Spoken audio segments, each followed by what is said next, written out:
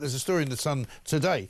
Terror threat exclusive. Judges boost UK return of jihadi bride. This is a woman who travelled to Syria to join ISIS terrorists some years ago. Basically, she could be returning to the UK after immigration judges backed her case. The woman, who apparently lives somewhere near Shamima Begum in a Syrian refugee camp, cannot be named, right, to protect her identity. That's all right then. She went out there with her husband in 2014. She was stripped of her citizenship in 2017, suffered a brain injury in an airstrike in 2019, and is cared for by her son, who, despite being born in Syria, is a British citizen, unbelievably.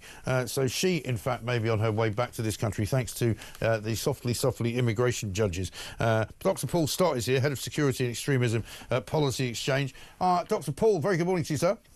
Good morning, Mike. We'll get on to the BBC in a minute. I just wanted to ask you about this jihadi bride story because it's quite a big deal. I mean, we still haven't really found out for sure if Shamima Begum is ever going to be allowed to come back here. But there's obviously quite a few of these women still out there. And why are immigration judges giving them the right to come back? Well, this looks like a sort of late April fool, Mike, doesn't it? That people will read in the newspapers this morning. I mean, we don't know this woman's names. We've not got the full background, but from what's in the media, she left the UK with her husband. Yes. In 2014 to join Islamic State. She chose to live in the 7th century, and I'm afraid that's where we should leave her.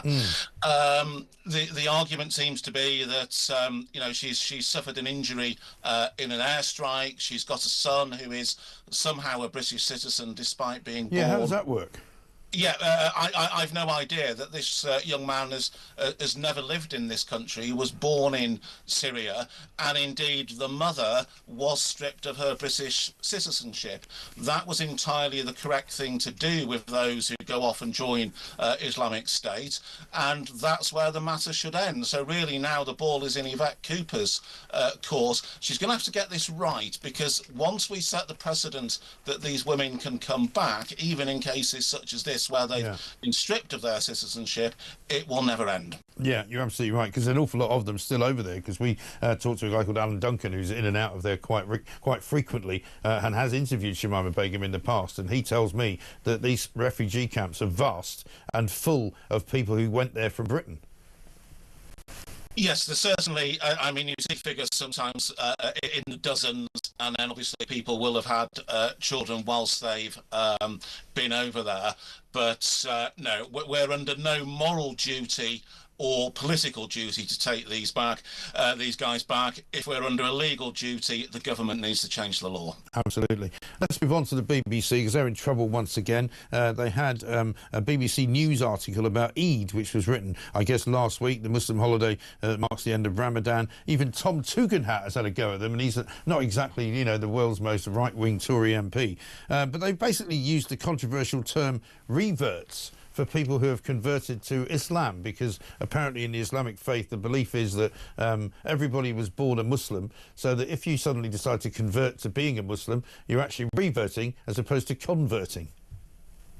Yes, so this was in a BBC article we spotted at Policy Exchange Friday afternoon, and I think the term revert was used 9 times in the article, and the BBC journalist had used it in her own tweet about the article. 2 of those 9 examples were quotes.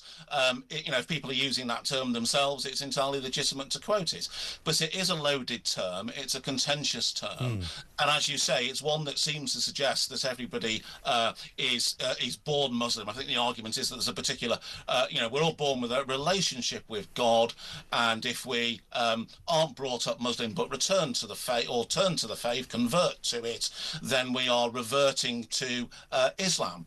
And the BBC really got themselves into a mess. They got a lot of criticism, and then they seemed to spend quite a bit of time on Saturday editing and re-editing this article. Oh, yeah. So it's now changed considerably.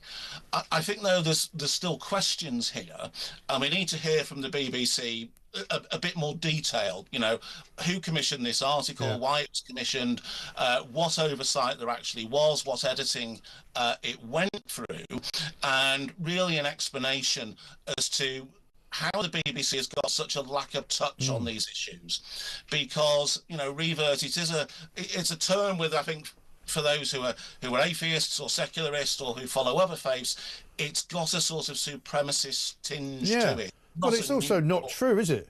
Because, you know, if, for example, I decided to convert to Islam, I wouldn't be reverting to it because I was never a member of the Islamic faith. So if somebody tells me that I suddenly was without knowing it, that doesn't make it true.